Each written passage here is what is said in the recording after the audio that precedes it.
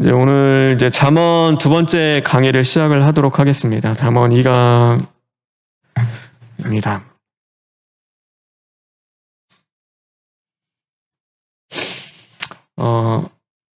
저번 시간까지 이제 잠언의 개략적인 개요를 봤고요. 그 다음에 잠언이 속해 있는 지혜에 대하여 호크마라는 지혜가 무엇인지에 대해서 함께 나누어 보았습니다. 그리고 오늘은요, 이제 시간이 사실 짧아요. 이걸 다 잠언을 나눌 수가 없어요. 근데 이 기회가 되면은 뭐 이거 잠언을 이렇게 하나하나씩 다 나눠가면 되게 좋긴 한데 그렇게 하기는 사실 부족하니까 시간도 그렇고 또 그런 나중에 뭐 그거는 기회가 될지 모르겠지만 그래서 이게 대략적인 큰 테마들만 갖고요. 이제 좀 이렇게 나눠 보려고 합니다. 그래서 첫 번째는 이제 잠언의 여러 주제들 중에서 오늘 그 첫 번째를 나누고요. 다음 시간 때 그 두 번째 좀 주제들을 나누어 보려고 합니다. 그리고 두 번째는 이제 잠언과 예수 그리스도에 대해서 함께 나누도록 하겠습니다. 처음에는요, 이 마음에 대하여서 좀 나눠 보려고 해요. 그러니까 마음에 대한 것들을 잠언에서 다루고 있어요. 그래서 우리가 잘 알고 있는 잠언 4장 23절에 있는 말씀인데요. 우리 다 같이 한번 읽겠습니다.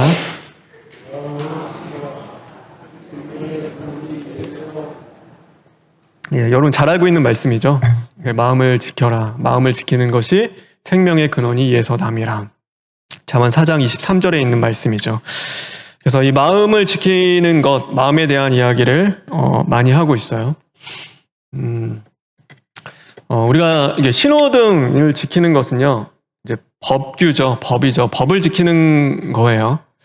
왜 신호등을 만들까요? 왜 신호등을 만들까? 운전할 때 신호등이 없으면요, 이제 무법천지가 되는 거죠. 예, 신호를 지키는 일, 질서 있게 지키는 일은요, 마음으로 안 되는 일이기 때문이에요. 마음에도 없는 일이에요. 너무 힘든 일이에요. 그래서 강제성을 띄워요. 그걸 바로 법이라고 하죠. 근데 법은요, 그래서 뭐 따지고 다시고가 없어요. 그냥 주는 거예요. 지키라라고 하는 거죠.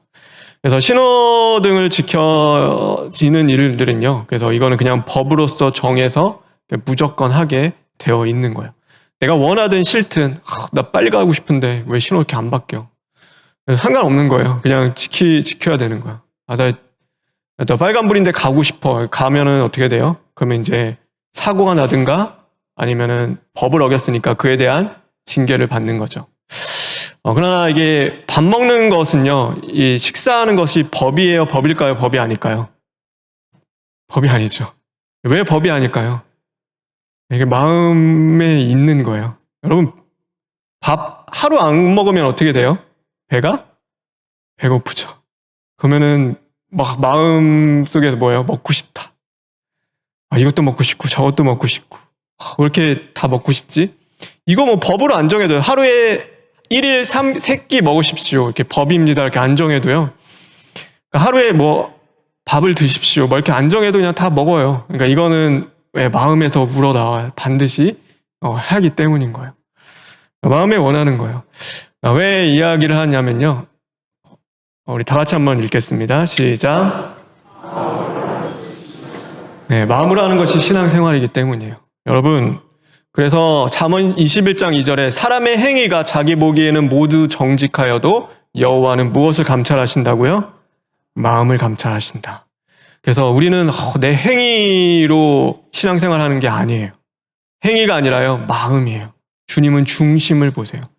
그래서 어느 날은요, 제사 드린 거 하나님이 안 받으신대요. 노하셨어요. 왜냐하면은 그들의 중심 때문인 거죠. 근데 어느 날은요, 보잘것 없어요. 뭐 두렙둔 과부가 드린 아주 보잘것 없는 건데 하나님이 너무 기뻐하세요. 받으셨어요. 왜냐하면 그 중심을 감찰하시기 때문인 거죠. 하나님은 마음을 보시는 거죠. 그래서 우리가 마음을 들여 하는 것이 신앙생활인 거죠. 하나님이 이스라엘을 심판하셨어요. 근데 그 이유가 무엇일까 보면요, 이사야 29장 13절에 있어요. 우리 다 같이 한번 읽겠습니다. 시작.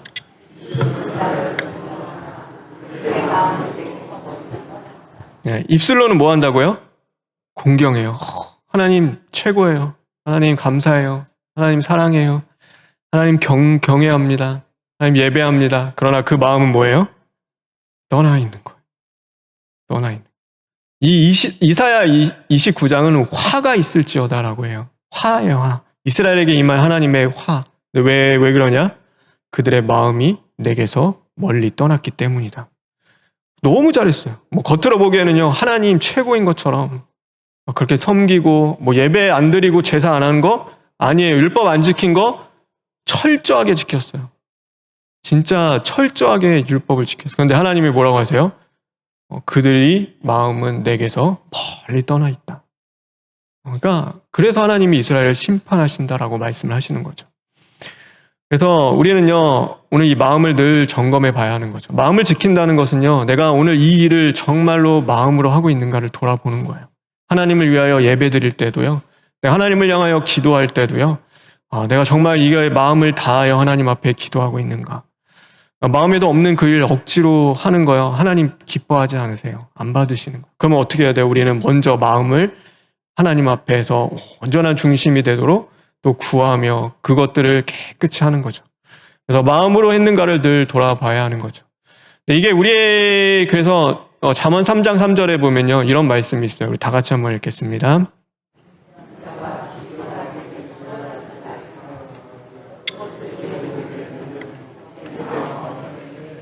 네, 하나님은요, 마음으로 하기를 원하세요. 하나님을 사랑하는 것, 주님을 위해 하는 것들. 근데 우리가 연약한 거 아세요. 그래서 우리의 마음판에, 우리의 마음에 누구를 보내시냐면, 그러니까 율법을 따라하는 그 육신의 법이 아니라 성령의 법을 우리의 마음에 주신 거예요.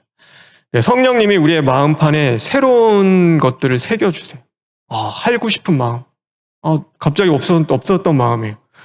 진짜 이거 너무 싫은데 막 그런데 하나님이 갑자기 우리 안에 그 마음에 새 마음을 주시는 거예요.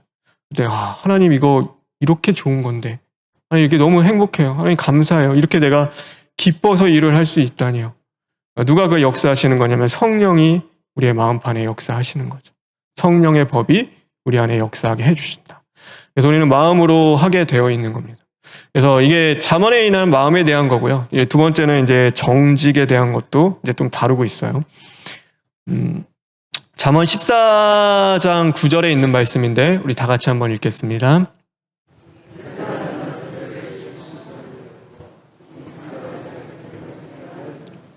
네, 미련한 자는 죄를 심상히 여기고 이게 정직한 자 중에는 은혜가 있느니라.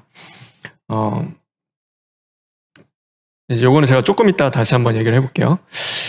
우리가 죄를 숨길 수 있다라는 지혜, 말도 안 되는 지혜, 이게 뭐 지혜인지 모르겠는데 그런 것들이 이게 마음속에 있어요. 그래서 아담부터 있었어요. 아담부터 죄 짓고 나서 숨었고요. 그다음에 여호수아 시대 때 보면 아간이요. 그 전쟁에서 전리품 갖고 오지 말라고 했는데 그거 갖고 와서 숨기는 죄, 나 안 들키겠지 하다가 다 들켰고요. 그다음에 이제 다윗이 밧세바를 범한 거 아무도 모르겠지. 내가 우리아도 다 죽이고 막 이렇게 하면은 아무도 이제 모를 거야. 근데 그거 다 들켰고요. 그다음에 또 이제 사도행전에 보면 아나니아와 삽비라가 나오죠.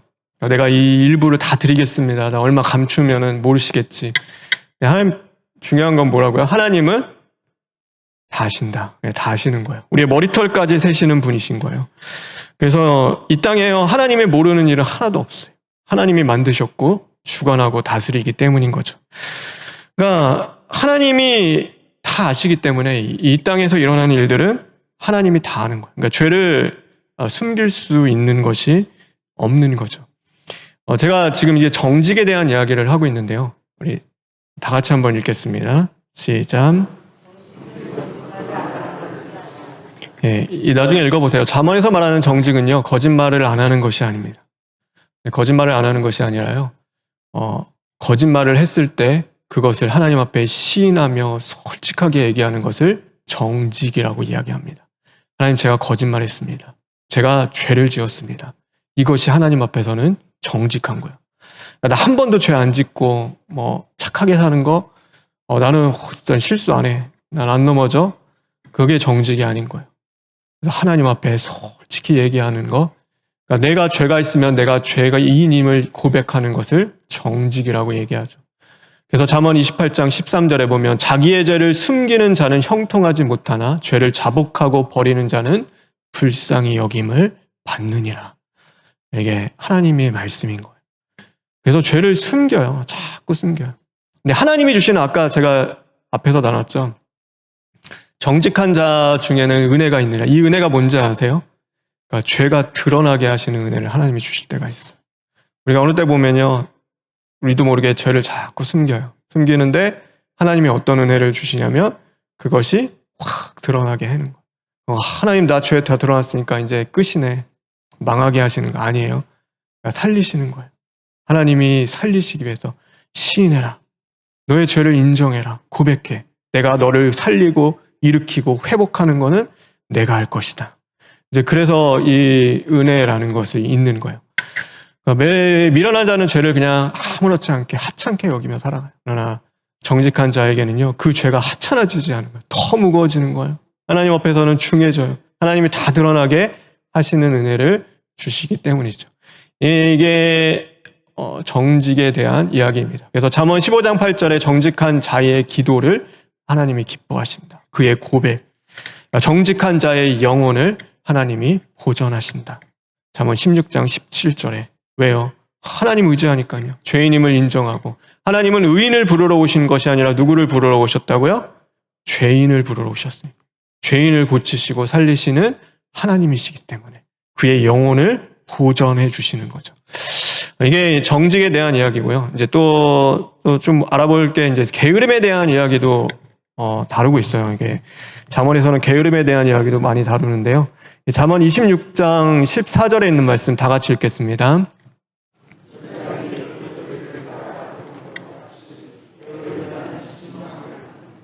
네. 여러분, 밖에 너무 피곤하게 일하고 막 힘들어요. 그러면은 침대에 누우면은 기분이 어때요? 좋죠. 너무 피곤하고 힘든 날은요, 침대에서 일어나고 싶으세요? 아니세요? 일어나기 싫기도 하죠. 좀만 더 자고 싶고. 너무 좋아요. 침대를 도는 거는요, 그래서 누워있는 거, 쉬는 거 되게 좋아요. 좋은 일이에요.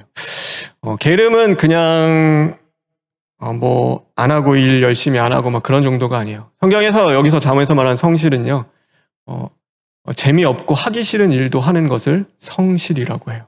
내가 싫어해요. 마음에 안 맞아요. 그래도 하는 것을 성실입니다. 그럼 반대로 게으름은 뭘까요? 재미있고 하고 싶은 일만 하는 것을 게으름이라고 하는 거예요. 내가 하고 싶은 것만 하는 거예요. 내 마음에 맞는 거. 아까 설교 때도 얘기했지만 듣고 싶은 소리만 듣는 거예요. 그럼 한편에 그것은 뭐예요? 게으름이 되어지는 거. 영적 게으름이겠죠. 듣기 싫은 소리도 들어야 되는데 자꾸 내가 원하는 거, 내가 듣고 싶은 소리만 듣는 것, 그것도 게으름의 하나이겠죠. 그래서 게으름은요, 내가 원해서 재밌고 하고 싶은 일만 하는 것을 게으름이라고 해요. 왜 게으름이, 왜 이걸 다루는 것이 이렇게 중요할까? 이것 때문이에요. 우리 다 같이 한번 읽겠습니다. 시작.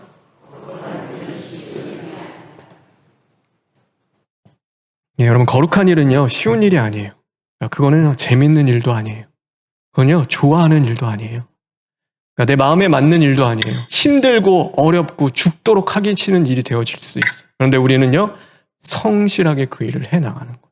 근데 게으른 자는요, 거룩한 일 못해요. 그래서 하나님이 원하시는 거, 하나님의 뜻대로 살아가는 거. 왜냐면요, 안 맞으니까요. 내가 정말 하기 싫은 일인데 어떻게 그걸 하겠어요. 그래서 게으른 자에게선요, 거룩한 일을 할래야 할 수가 없는 거죠. 그래서 이 게으름에 대한 것들을 하나님이 계속 다루세요. 다루어서 제 안에도 그런 게 있는데요. 우리 안에라고 없을까요? 여기 성경이니까 저에게도 그런 부분들이 있어요. 그럼 하나님이 또 다루시는 거예요. 그것을 하나님이 드러나게 하시고 다루게 하시고 또 거룩한 일을 해나갈 수 있도록 해주시는 거죠. 네, 그것이 이제 이 게으름에 대한 이야기입니다. 그래서 이거에 대한 관련된 성경 구절들이 좀 많이 있는데요. 그러니까 나중에 여러분이 잠언을 읽어 가시면서 찾아보시면 좋을 것 같아요. 그 다음에 이제 또 다루는 게요, 이제 돈에 대한 것을 다루고 있어요. 그래서 이 잠언은 돈에 대한 것을 다루는데, 첫 번째로는요, 이제 구제하라고 해요. 돈으로 뭘 해야 될까 하면 구제하라고 잠언 11장 24절에서 25절 다루고 있어요. 그러니까 약한 자들, 어쩌면 가난한 자들, 또 필요한 자들에게 구제해라. 이제 이게 돈에 대한 이야기를 또 하시고요. 또 하나가 빚 보증하지 말라. 이렇게 보증 서지 말라는 거예요. 잠언 22장 26절에 나와 있어요. 그러니까 빚을 그러니까 보증을 하지 말래요. 그러니까 뭐 성경에서부터 나와가 있죠. 아무리 보증 서는 일이 그 사람 살리는 일이고 도와주는 일처럼 보이지만요. 네, 그렇지 않은 거예요. 왜냐면요. 이거는 좀 중요해요.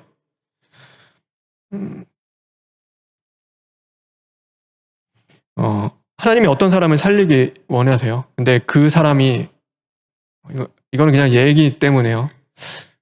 망해야 하나님이 살리는 거예요. 지금 하나님이 그 사람의 모든 것들을 다 걷어가시고 있는 중이에요. 그렇죠? 그게 하나님의 뜻인 거예요. 그러니까 바닥까지 쳐야지만이 이 사람이 그때 하나님 의지하며 이제 살기 시작해요. 하나님은 그거를 그렇게 하셔요. 그 일을 하고 계시는데 갑자기 한 사람이 거기에 끼어들어요. 그래서 뭘 하냐면 보증을 서는 거예요. 보증을 서서 이 일이 늦춰지게 자꾸 만드는 거예요. 내가 돈을 줄게. 내가 보증서 줄게. 망하지 않게 그렇게 해요. 하나님이 지금 하시는 일을 뭐 하고 있냐면요. 그건 어느 땐가는 방해하는 일이 되기도 하는 거예요. 그래서 성경에 말하는 것은 그냥 세상적으로 돈 빌려주고 보증서 주면은 다 잃게 된다. 사랑하는 친구도 잃고 사람도 잃고 그 정도의 문제가 아닌 거예요. 영적으로 봤을 때는 지금 하나님이 이 한 영혼을 살리기 위해서 역사하고 일하고 계시는데 어쩌면은 그 일을 가장 큰 방해하는 것은 내가 되어질 수도 있는 거죠. 그래서 이거는 늘 분별하며 기도해야 할 일인 거예요. 그렇기 때문에 이제 보증, 특별히 빚보증에 대한 것들요, 그냥 하지 마라. 모르겠으면 그냥 하지 마라. 굳이 이것이 하나님의 뜻인지 아닌지 잘 모른다. 그럼 그냥 하지 마. 하나님이 하게끔 기도하면서 해라. 그래서 이 구제도요, 우리가 있는 만큼 하는 거예요. 하나님이 우리에게 내가 10이 있는데 하나님이 너에게 100을 구제라고 하실 수는 없어요. 그럼 내게 있는 만큼 오늘 내가 이 물을 누군가에게 줘야 돼요. 그러면 이 물 주는 그 구제를 하는 거예요. 그러면 그거 갖고 그 사람 살 수 있어요? 그 사람 정말로 거기서 벗어날 수 있어요? 아니 그거를 왜 우리가 걱정해요? 살리시는 분은 누구신 거예요? 하나님이신 거예요. 나는 내가 지금 오늘 하나님이 나에게 주신 만큼 하는 거예요. 그래서 요거만큼 하라고 했으니까 하고 나머지는 누구에게 맡기는 거예요? 하나님께 맡기는 거예요. 하나님이 하시는 거예요. 하나님 제가 할 수 있는 만큼 했습니다. 나머지는 주님이 하십시오. 그게 구제인 거예요. 제가 번아웃 되도록 없는 거 다 글글이 짜내서 그렇게 하지 않으세요. 너보고 책임지라고 한 적 없어요. 하나님이 책임지시는데 우리는 거기에 동참하는 거예요. 할 수 있은 만큼 하는 것이고요. 그 나머지는 주님께 맡기며 하나님의 손에서 하나님이 다루어 주십시오. 우리는 기도하며 가는 거죠. 그리고 이제 뇌물 받지 말라라고 있어요. 잠언 22장 26절에 뇌물을 받지 말라.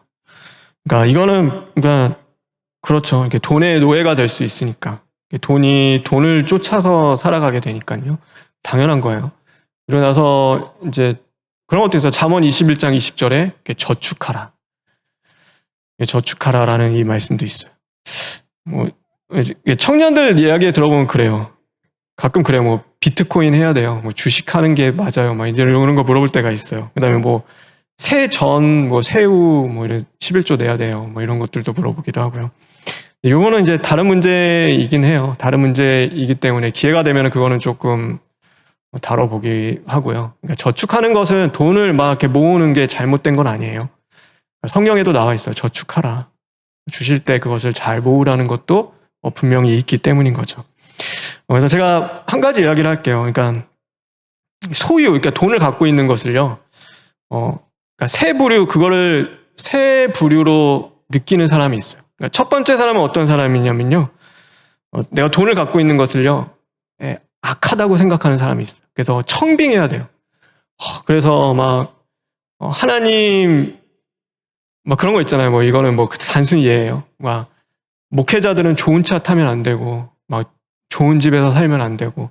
근데 그런 마음이 있는 거야. 그러니까 그래서 버는 거, 이게 소유하는 거 이런 거는 다 악한 거예요. 근데 그런 분들 보면요, 또 마음이 어떠냐면요.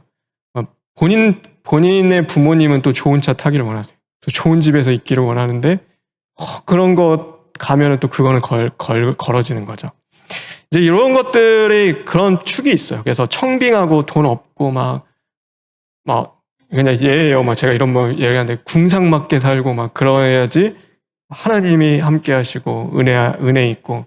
근데 이거에 대한 물질과는 잘못된 거예요. 이거는 지극히 동양적이고 유교적인 사상에서 오는 물질관인 거예요. 근데 또 한 부류가 있어요. 그러니까 소유는요 당연한 거예요. 당연한 거. 하나님 내가 말씀대로 잘 살았으니까 당연히 복 받아야 되고 당연히 있어야 되고 권리처럼 여기는 사람들이. 그래서 이게 누리는 거 당연한 거예요. 근데 이것도 잘못된 축의 하나인 거죠. 그러니까 그거는 당연한 것이 아닌 거죠. 하나님이 주신 만큼 하나님이 어떻게 사용하기를 원하시는지를 구해야 하는 거고요. 근데 진짜 바른 재물관은요. 그러니까 그 청직이에요. 하나님이 맡겨주신 대로 하나님이 주신 대로 하나님을 위하여서 하나님의 뜻대로 사용하는 거예요. 적게 주시면 적게 주신 것으로 사용하는 거고요. 많이 주시면 많이 주신 것을 가지고 하나님을 위하여서 하나님이 거니까요. 내게 아니니까. 잠시 맡겨주신 거기 때문에 쓰는 거죠. 돈에 대한 거예요. 그래서 우리 잠언 8장 10절에 있는 말씀인데 우리 다 같이 한번 읽겠습니다.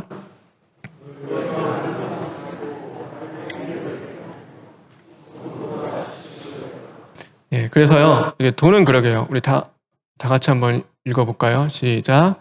돈은 있을 때 생명으로 바꾸자. 돈은 그런 거예요. 돈은 중립적이죠. 나쁘고 악한 건 아니에요. 근데 돈을 주실 때 그것을 우리는 생명으로 바꾸는 거예요. 하나님을 위하여서 쓰기도 하고요. 누군가를 살리기 위하여서 사용하기도 하고요. 또 그것이 하나님이 기뻐하시는 방향대로 또 이렇게 쓰는 거예요. 그래서 있을 주셨으니까 또 흘려보내기도 하는 거죠. 하나님이 왜 주셨을까? 또 그거 생각하면 누군가에게 마음을 주신 게 있으면은요. 있는 만큼 또 흘려보내는 것이 우리가 해야 될 일이기도 하죠. 그래서 돈은 있을 때 모으는 게 아니라요. 생명으로 끊임없이 바꾸는 거예요. 그러면 하나님이 또 필요할 때 되면 채워주시기도 하고요. 하나님이 책임져 주시는데 설마 굶어 죽이겠는가. 그래서 감사하며 나아가는 거죠. 이게 돈에 대한 잠언이 이야기하는 지혜 중에 하나인 거죠. 이제 여기까지 이제 끝내고요. 잠언과 예수 그리스도에 대한 것이 있어요. 오늘 다 나누지는 않고요. 이 인격화라는 것에 대해서 한번 이야기를 해볼게요. 잠언에 보면요, 이게 이런 성경 구절들이 있어요. 우리 한번 읽어보겠습니다.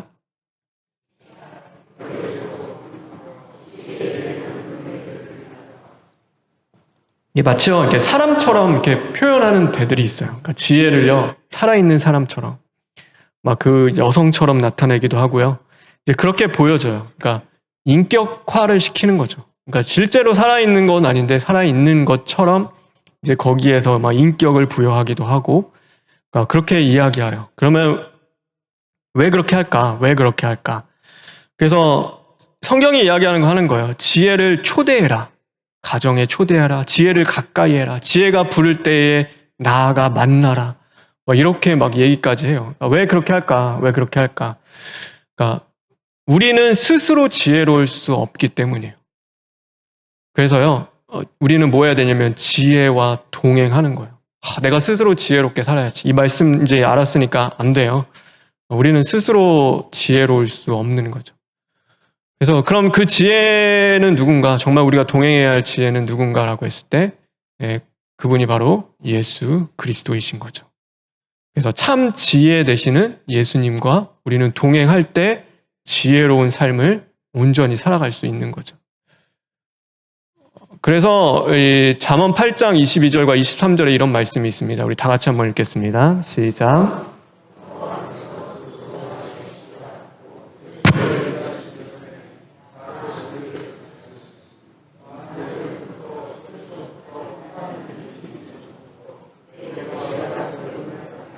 이 8절에는요, 창조에 대한 이야기를 하는데요. 여기서 내는 누구냐면 지혜를 이야기해요. 네, 태초에 하나님과 함께 계셨고 말씀이 육신이 되어 말씀, 로고스, 지혜가 육신이 되어 우리 가운데 거하신 분이 있어요. 누구시죠? 예수님이신 거예요. 그래서 예수님은요, 창세 전부터 주님과 함께 계셨고 주님과 동행하시며 우리 안에서 창조의 역사를 이루어 가시는 분이신 거죠.